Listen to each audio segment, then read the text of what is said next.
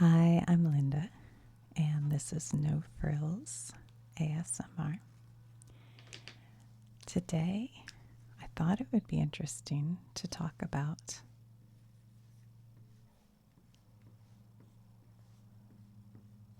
the Black Death. First off, before I start, there's a lot of mowing going on in my neighborhood, and I was trying to wait it out, but it will not stop. So apologies if you hear that kind of thing in the background. I did close the window at least. Anyway, so I thought we'd talk about the Black Death, which was the plague that really just decimated the world. It started around 1338, and pretty much by 1352 it had run its course, and a third of the people of the world had died. So I think that's just kind of an interesting thing that we could talk about. I'll put my board over here for now. We'll probably use it later, but I do have a map. So some of the areas where they kind of have been studying it, originally there was a thought that it started in this area of China, and I think they have found reasons, writings and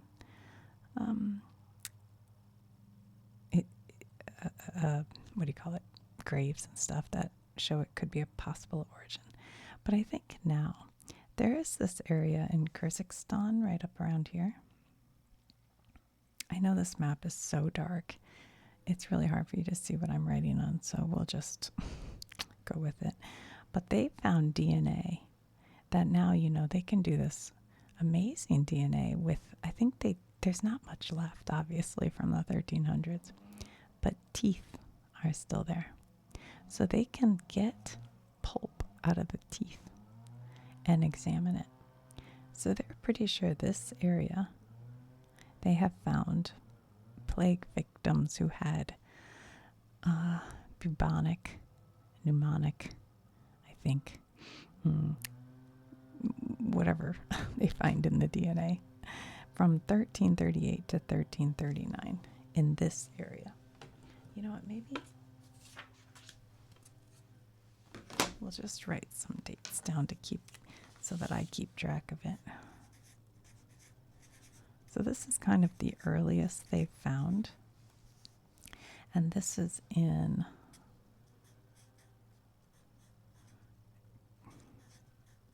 Kyrgyzstan.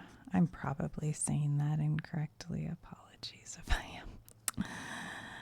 So then from this area, these parts of the, China and Eastern Asian area, they went through the Silk Road. Now, I'd have to do a whole video on the Silk Road, so I don't know exactly how this works. But they traveled through these areas to this area of Kaffa, Crimea. And this is around, there's like a written account from 1346 in Kaffa. And the story is, it was sort of a trading post, is my understanding. And these Tartan, I don't know exactly, the Tartar army there's attacking between the Genoese, sorry, I know I'm going to have this wrong. I'm not European. Genoese and the Tartars. I don't know the whole story. But they're fighting. And the Genoese, I think, were kind of winning because the Tartars' army started to get sick and die. And the story goes that the corpses smelled so bad that they threw them.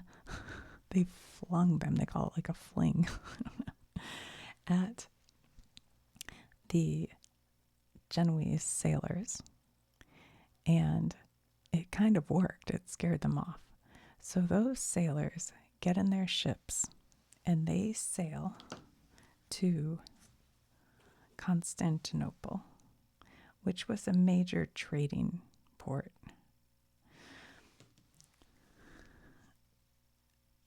So by 1347, there are ships. I'm sorry if I get the song Constantinople in your head. I know a lot of you know that one. I won't sing it, but I really want to. So there are a lot of ships now in Constantinople. And with those ships came sick people, sick sailors. Whether they knew they were sick or not, this wasn't a time where disease was completely understood. But they leave Constantinople and start to show up in places like over here, which is Sicily. I don't know if that's exactly Sicily, but you know what I'm saying, here in Italy. And that's kind of when it hit this part of Europe, was Sicily. They had the first recorded arrival kind of around this time.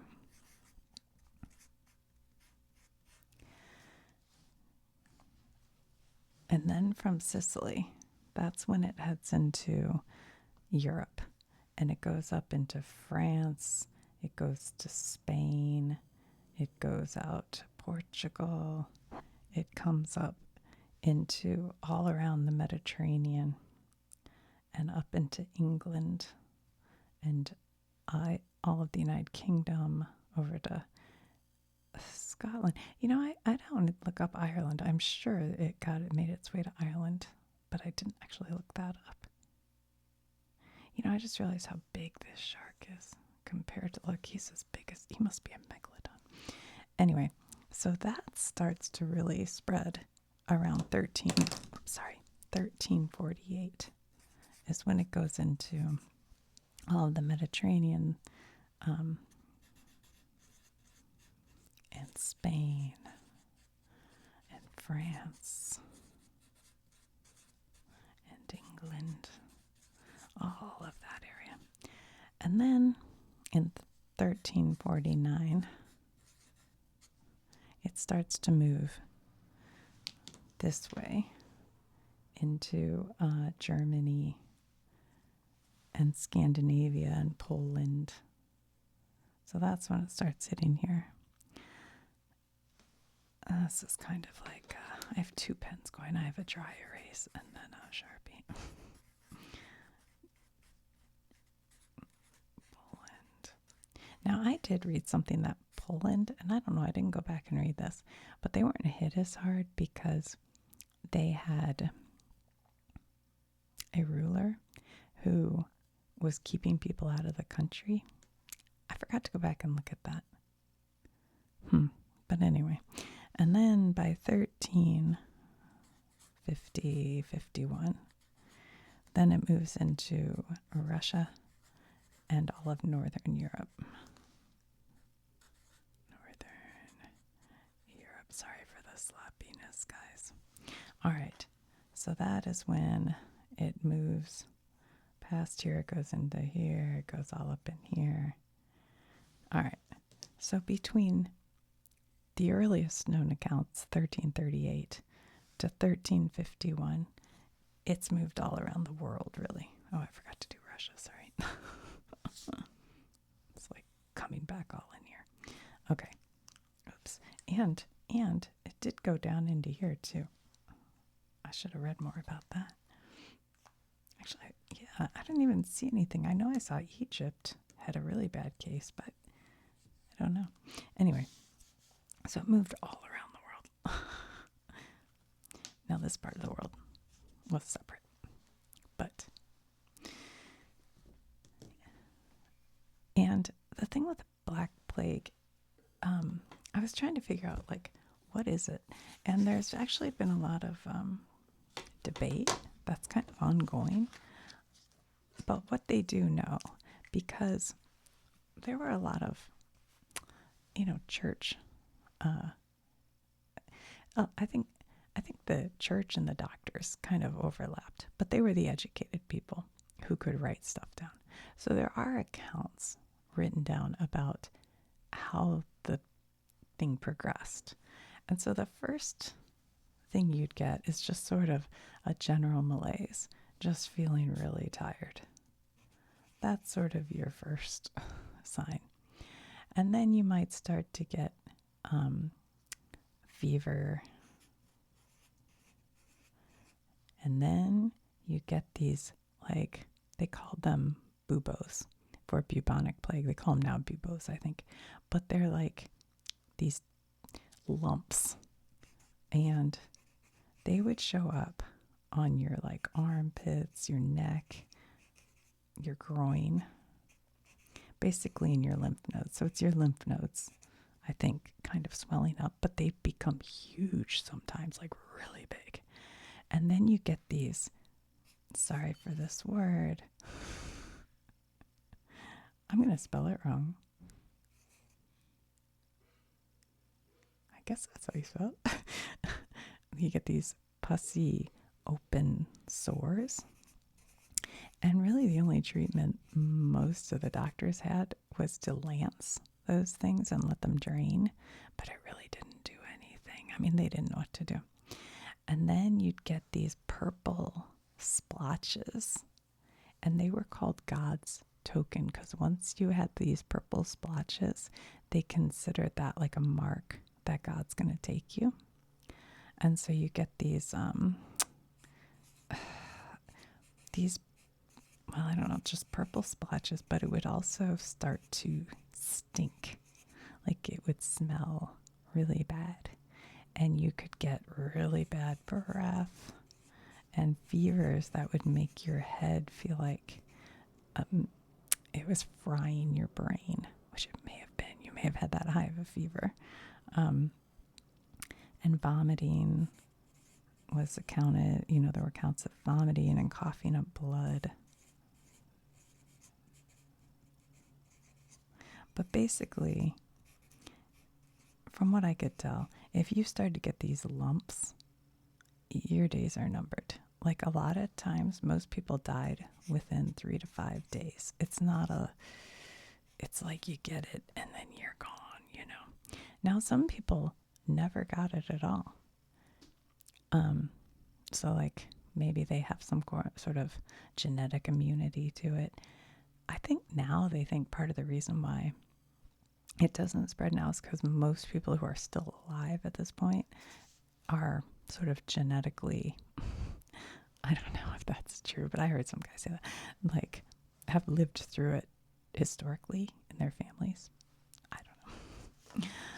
But basically, 1 out of the 3 people who got it died. So, imagine the people you know. And they said so many people died that they couldn't handle all the corpses. And so, like, dogs would be eating them. And there were stories of, like, babies sitting with their both parents who died. I mean, it's very sad, very tragic. You can imagine when it hits your town, you're like, ugh. There's that old Monty Python skit. I don't know if you guys have seen it, where they carry a cart around and they go, "Bring out your dead. Bring out your dead." And the one guy's on there, he goes, "I'm not dead yet." But anyway, they did actually have carts they'd bring around. You just put your dead on there and they'd pile them up.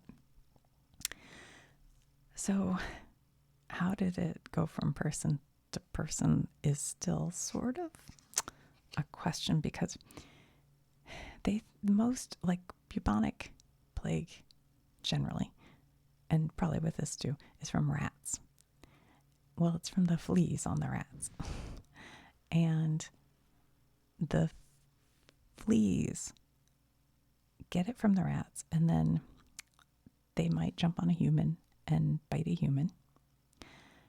And if the rats die, they need another warm body to go to. They might go on the dogs, they might go on the cats, they might go on the humans. But I listened to this one guy, and I thought this was interesting. He is like a professor in England, I forget. But he said they're starting to think it may have been in the lice of the humans. And so when they'd pile these bodies up, the lice, as soon as the body goes cold, they want a warm body. So they immediately jump off on whoever is nearby. And oftentimes the people nearby are the priests who are reading last rites, or family who are cleaning the body or anything like that. And that seems to be who died a lot, were the priests or, other family members. So there is a thought that it could be lice, fleas, and then there's a version that's like a mnemonic form that is from air, I think, so breathing. But the guy who brought up the lice thing said they did studies and they didn't find that most people in the DNA had the mnemonic form. They had the bubonic form. I don't know. I don't understand. And then there was also some people who thought maybe it was a virus, but kind of working against the virus thing is how quickly it killed people. And there are a lot of actually written accounts by the scientists of the time that really gave in-depth about the symptoms, and it just doesn't seem like the virus thing quite holds up. So it is still a little bit unknown, but it does seem to be some form of like bubonic, maybe mixed with pneumonic plague, is my understanding. But yeah, like I said, they can dig up corpses now and test the teeth. And as DNA gets better, I don't know, they might have better understanding. I did also hear these scientists, it was like Susan Scott, who said like it might be a hemorrhagic, I don't know, fever, like almost like Ebola virus or some extinct disease. I don't know.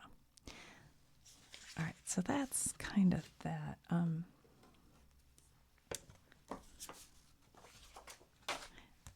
Oops. So I'm trying to think of what else. So the doctors would call it like the fog of death. They kind of believed in this miasmic cloud, that like just this cloud would go around and carry, and so some people say that's why people were told to stay away from each other. But I heard this one person talking about it, and they said farmers were smarter than people gave them credit, because they were on farms where, like, if a sheep in your herd started to have, tumors or whatever, got sick, you would always separate it from the other sheep so that they didn't all get sick. So it wasn't like just, you know what I mean, just from life.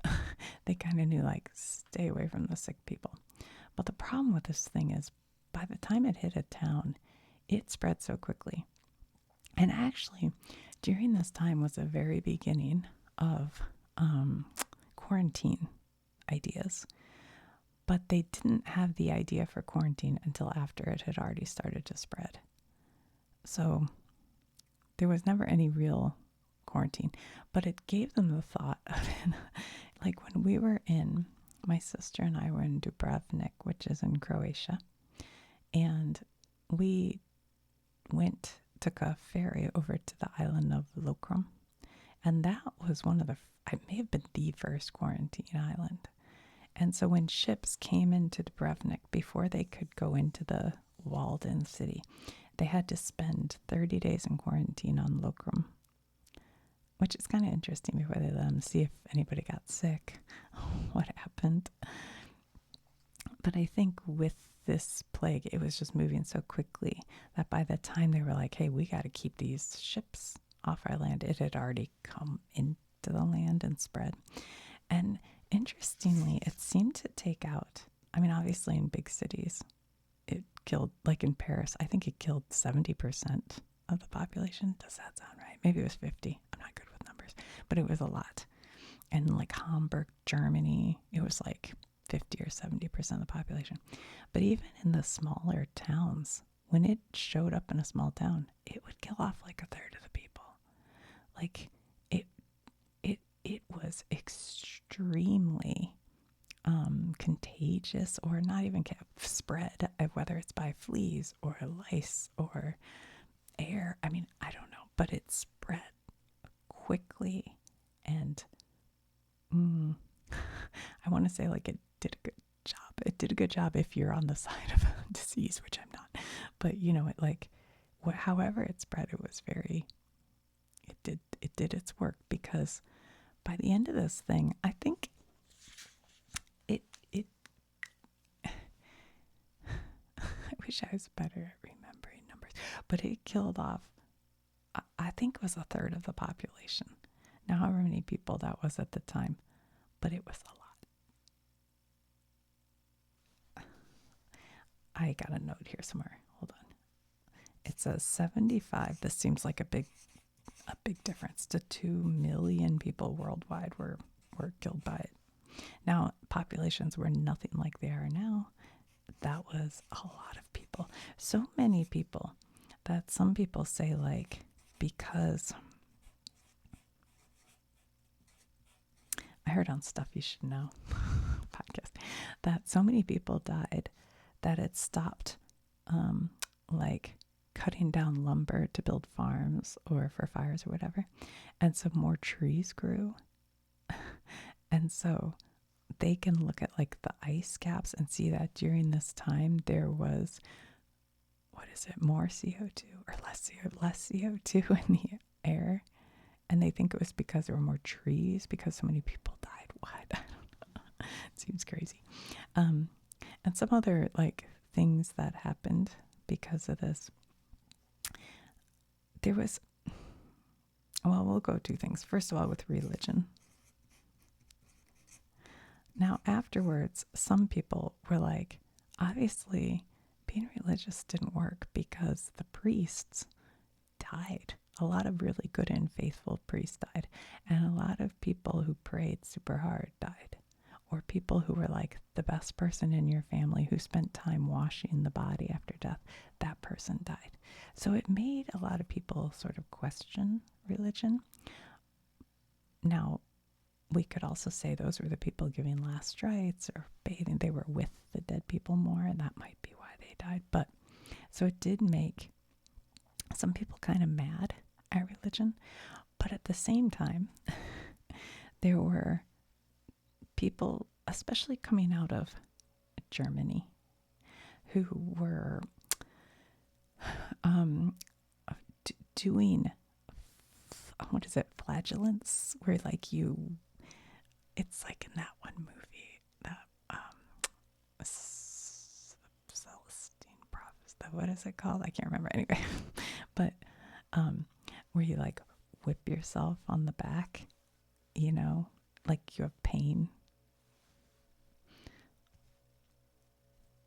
I forget what it's called. But anyway, it's like flagellants.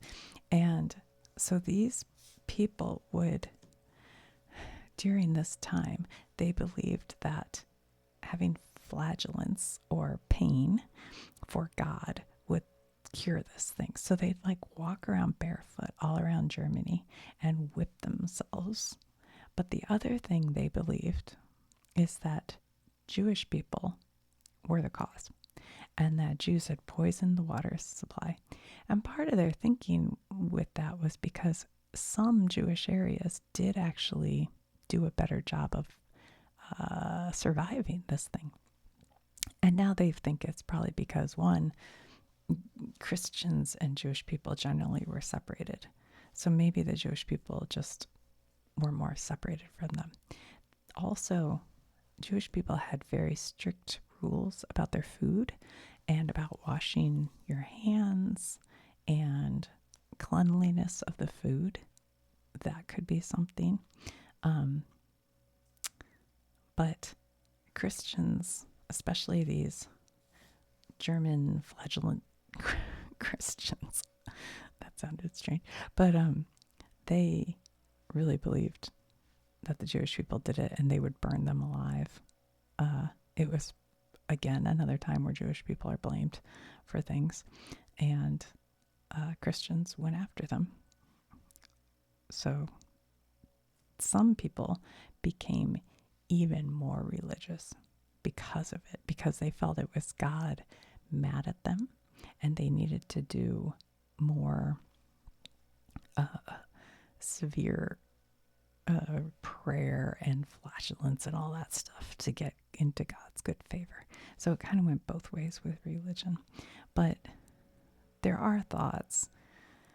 In another video, I talked about the Reformation of the church, and there are thoughts that this event was sort of a seed for the Reformation that happened 150 years later, that I talk about in a video a couple weeks ago, if you're curious.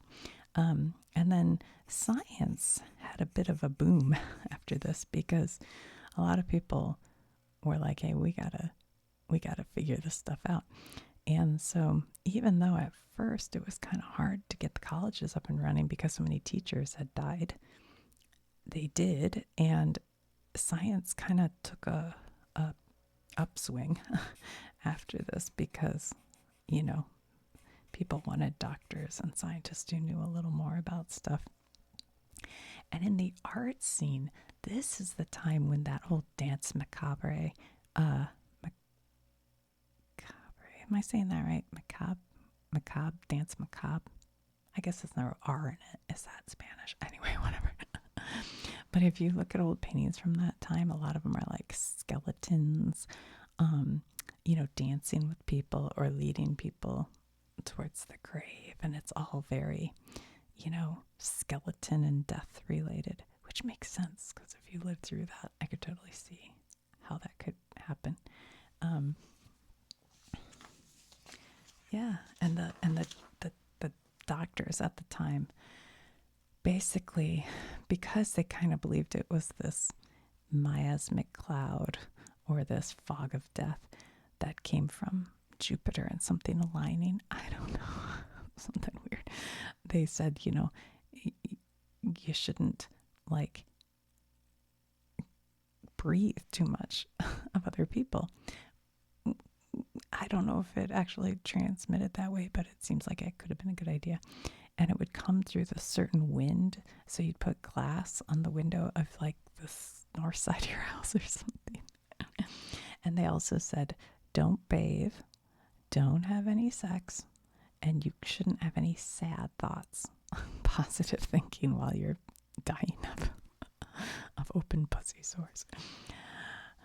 But anyway,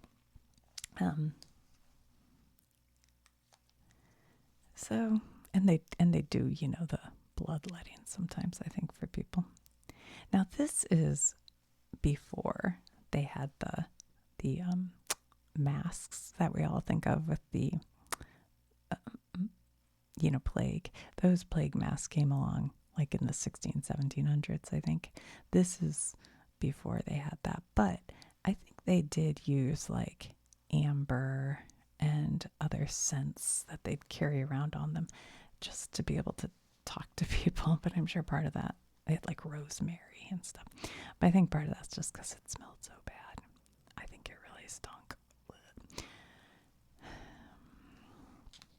So yeah, just a deadly, deadly disease.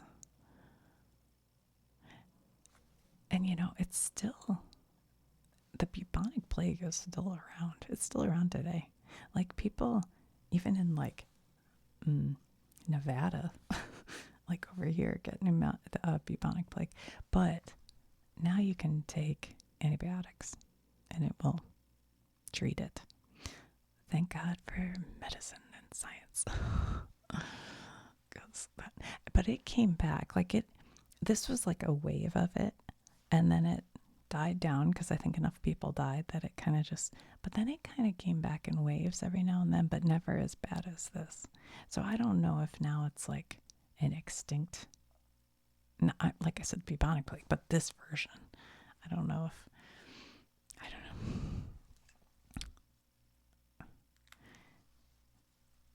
But you know, back then, like malnutrition, so many people just were sort of underfed and sanitation wasn't great. And it get really, you know, you had weather issues. I don't know. It was a tough time to be alive anyway. Oh yeah, and back then they didn't call it the Black Plague, or I'm sorry, Black Death. I keep calling it Black Plague. Black Death. Ugh, sorry. They called it the Great Pestilence. And it wasn't till later that they called it the Black Death. And I heard different things about why they called it that, and I can't remember them all now. One is black just because it was dark. It was a dark time because everybody died. But then I also heard because your skin would turn black because it was kind of like rotting from the inside out, that might be why. But I don't think anyone at that time called it Black Death. And it did seem to hit, like, you know how like the flu now really affects like old folks or very young people, certain diseases like that. But the Black Death was sort of an equal opportunity. It would hit rich people and poor people and young people and old people and in between. It didn't seem to be very particular, I don't think. Just terrible, terrible. There were stories of people who were in so much pain from the headache and burning up, just feeling like they're burning up, that they tear their clothes off and like run down the street screaming with these big tumor lumps on them and stuff. It's like, whoa, just terrible. So, I don't know. I can't think. I'm sure there's plenty more.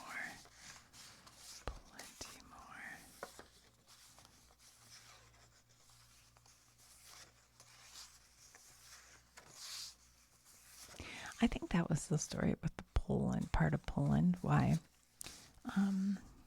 the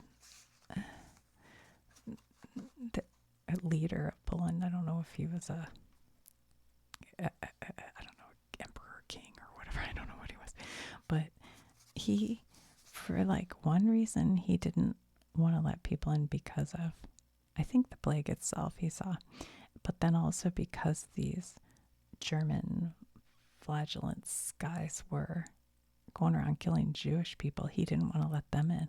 So he kind of held Poland aside. And I read somewhere they didn't have as many deaths, but I haven't researched that. So I don't know that's for sure. You'll have to look that one up. I just heard that. And this thing like spread so fast, they said, from written accounts, they could see that it was spreading like 2.5 miles a day, which back then you didn't have cars or trains or anything. So it was pretty incredible how quickly it spread from place to place. Like once it got here, well, let's see, hold on. It hits Western Europe, France, Spain, England, the Mediterranean, 1348, right? By 1353, it has made its way all the way through Russia. And it's pretty much like that wave is done. So 48, 49, 50, 5 years.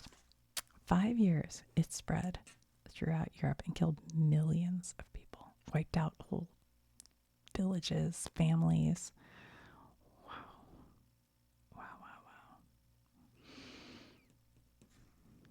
That's pretty amazing. You don't have trains. We're talking 1300s. Like this is all just being carried by horses and foot. I mean, not the horses are carrying it, but you know what I mean? Like moving it all the way up into Russia. What? I don't know if anybody's up this high in Russia that time period, but whatever. Not sure. 75 to 200 million people worldwide, and the population was much less than it is now. Yeah. Well, there we go. A little bit about Black Death.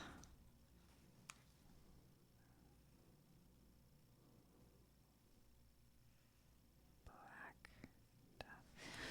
All right, guys. I hope you enjoyed that, found it interesting, or something to fall asleep to.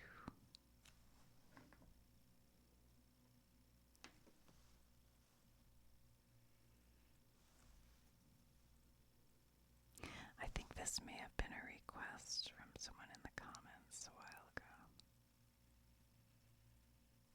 So thank you if that was you.